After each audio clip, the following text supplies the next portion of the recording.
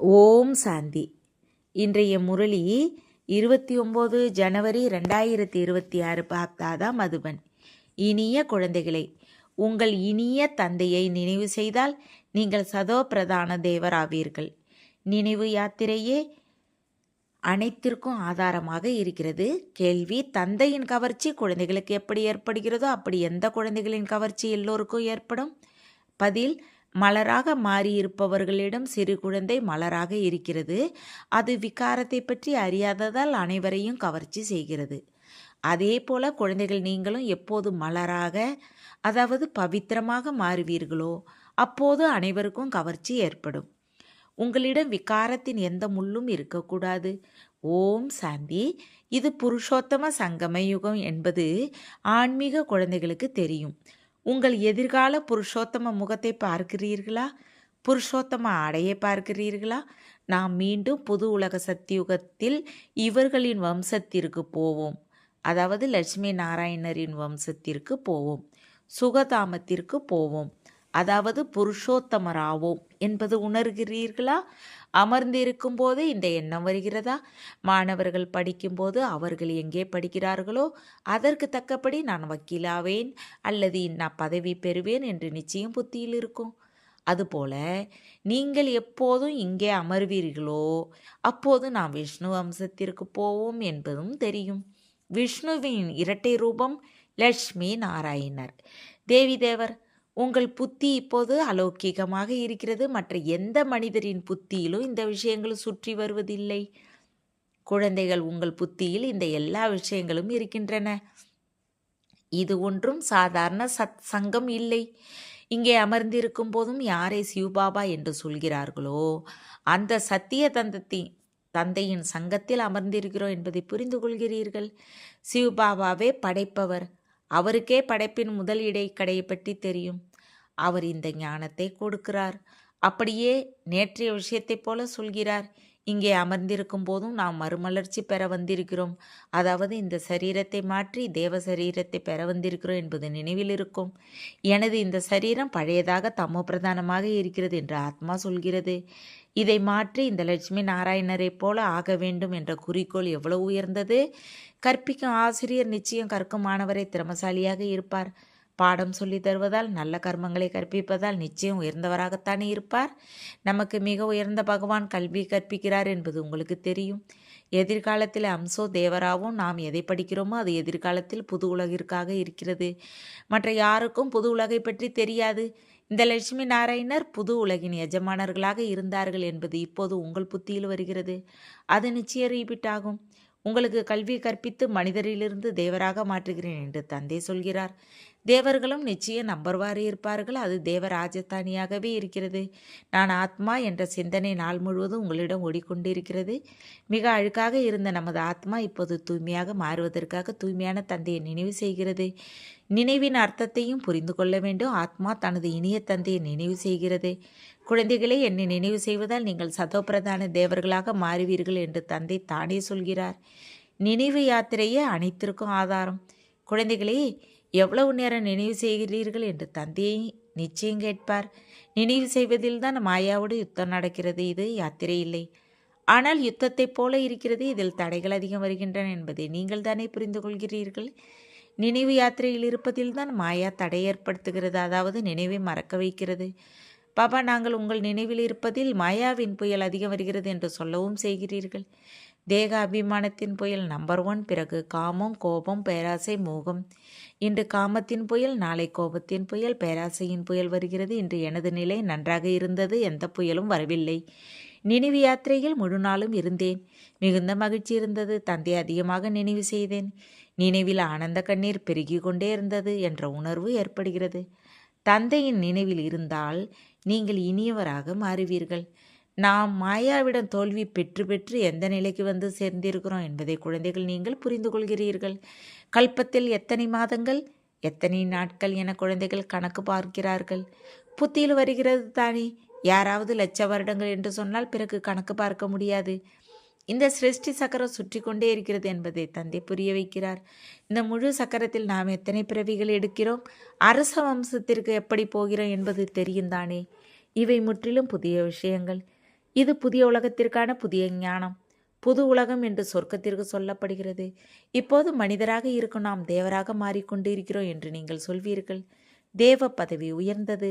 நாம் மிக வித்தியாசமான ஞானத்தை பெற்றுக்கொண்டு இருக்கிறோம் என்பது குழந்தைகள் உங்களுக்கு தெரியும். நமக்கு கல்வி கற்பிப்பவர் முற்றிலும் விலகிய விசித்திரமானவர். அவருக்கு இந்த மனித உருவம் கிடையாது. அவர் நிராகாரர். நாடகத்தில் அவருக்கு எப்படி நல்ல பாகம் இருக்கிறது என்பதை பாருங்கள். தந்தை எப்படி கற்பிக்கிறார்? நான் இன்னாருடைய உடலில் வருகிறேன் என்று தானே சொல்கிறார். எந்த உடலில் வருகிறேன் என்பதையும் சொல்கிறார். ஒரு உடலில் மட்டுமே வருவாரா என்ன என மனிதர்கள் குழப்பமடைகிறார்கள். எனினும் இது நாடகம். இதில் எந்த மாற்றமும் ஏற்பட முடியாது. இந்த விஷயங்களை நீங்களே கேட்கிறீர்கள், தாரணை செய்கிறீர்கள். சிவபாபா எங்களுக்கு எப்படி கற்பிக்கிறார் என்பதை சொல்கிறீர்கள். நாம் பிறகு மற்ற ஆத்மாக்களுக்கு கற்பிக்கிறோம்.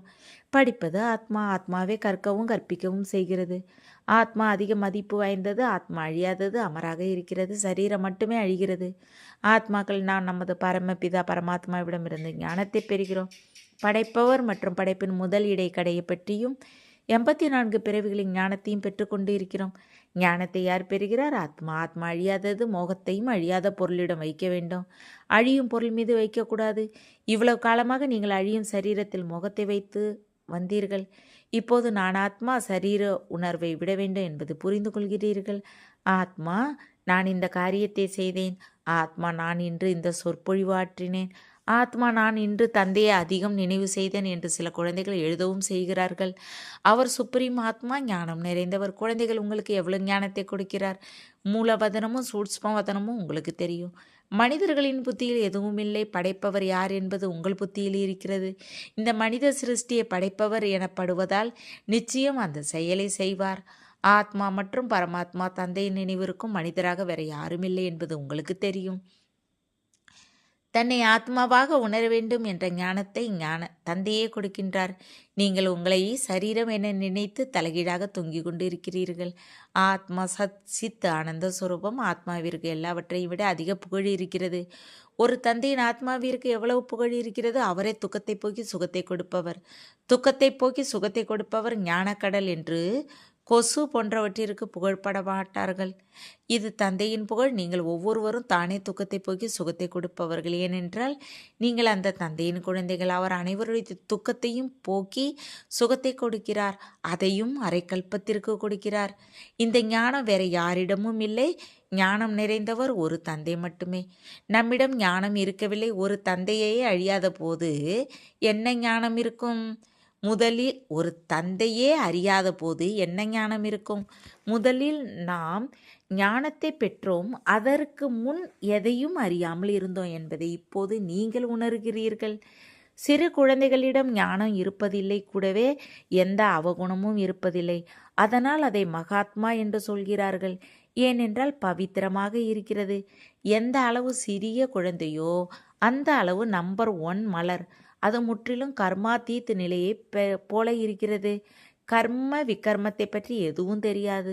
தன்னையும் அறியாமல் இருக்கிறது. அது மலராக இருப்பதால் அனைவரையும் கவர்ச்சி செய்கிறது. அப்படி இப்போது தந்தை கவர்ச்சி செய்கிறார். உங்கள் அனைவரையும் மலராக மாற்றவே தந்தை வருகிறார்.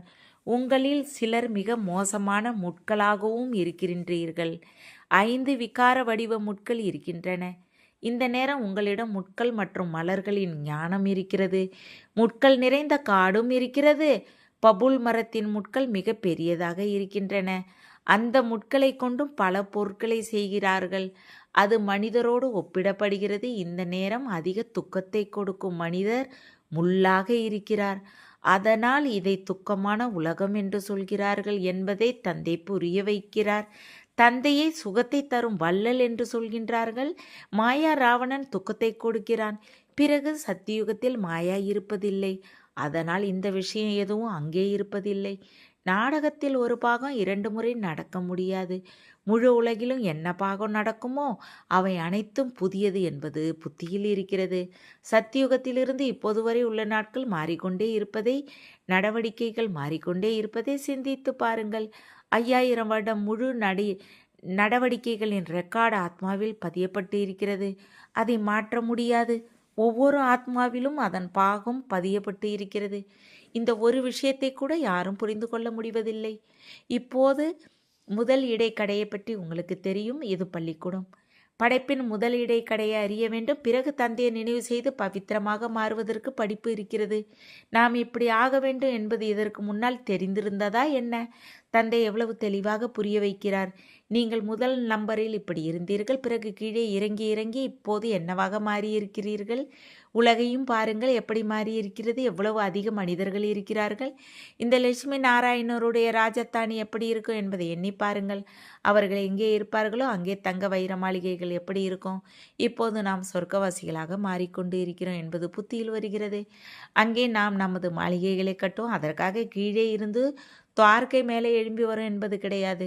அப்படி சாஸ்திரங்களில் காட்டியிருக்கிறார்கள். சாஸ்திரத்தில் உள்ள பெயர்களே தொடர்ந்து இருந்து வருகின்றன. வேறு எந்த பெயரையும் வைக்க முடியாது.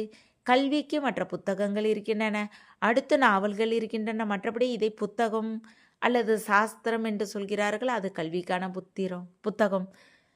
சாஸ்திரங்கள் படிப்பவர்களை பக்தர்கள் என்று சொல்கிறார்கள். பக்தி மற்றும் ஞானம் என இரு விஷயங்கள் இருக்கின்றன. இப்போது எதன் மீது வைராக்கியம் வருகிறது? பக்தியின் மீதா அல்லது ஞானத்தின் மீதா? பக்தியின் மீதே என்று நிச்சயம் சொல்வீர்கள். இப்போது உங்களுக்கு ஞானம் கிடைத்து கொண்டு இருக்கிறது. அதனால் நீங்கள் இவ்வளவு உயர்ந்தவர் ஆகிறீர்கள். இப்போது தந்தை உங்களை சுகவாசிகளாக மாற்றுகிறார்.